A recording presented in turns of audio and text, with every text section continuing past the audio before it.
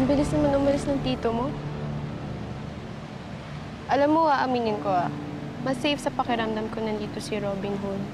Babalik siguro si Tito kapag dinagalit sa kanya si Daddy. O kaya kapag naabsuelto na siya sa kaso niya, makauwi na rin kami. Pero yung inaalala ko ngayon si Julian eh. Sana hindi siya iwan ni Rex.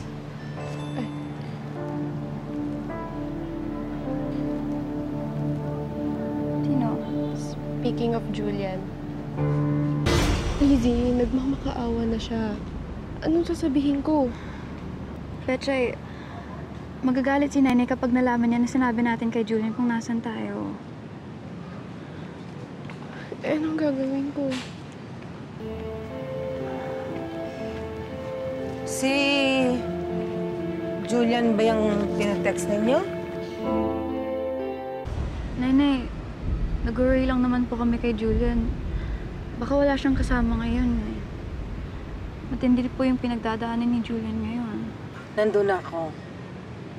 Pero hindi ka naman masyadong sigurado na si Julian talaga ang kausap mo. Baka mamaya ginagamit na siya ng magi na yan. Inuutusan para matuntun tayo. Alam nyo na nasa panganib ang buhay natin. Sorry na po, Aling Judy. Wala naman po kaming sinabi kay Julian. Dapat lang. At hindi na mauulit ito, ha? Opo.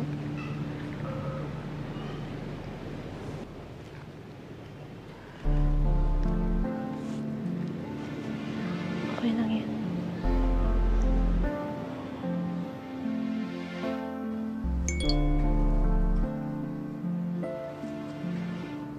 Uy, yes! Si Betchay! Di ko sasabihin kung nasaan si Lizzie.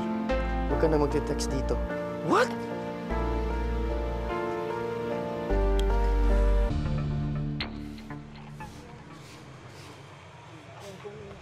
Uy. Good morning po.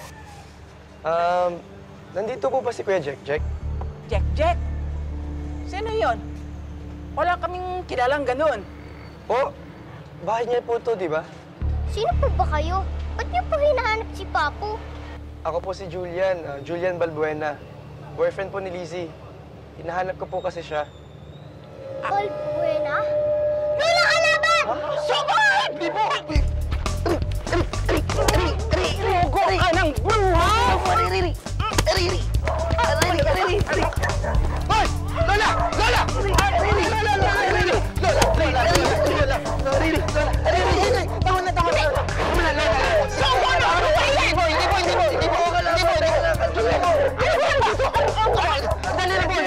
Hindi po kalaban niya ako! Hindi po kalaban niya!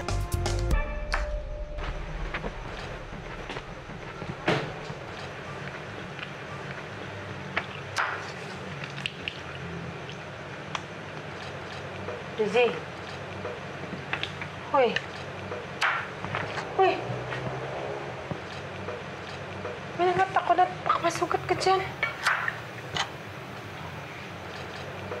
Ano ba problema? Sorry po, Nenay.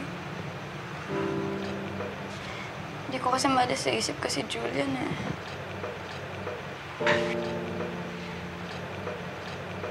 Nag-aalala ako para sa kanya, Nenay. Gusto ko malaman kung safe siya, kung okay lang ba siya.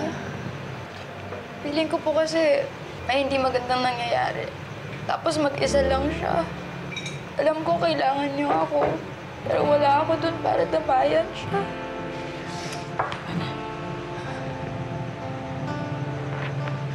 Hindi ka maniniwala.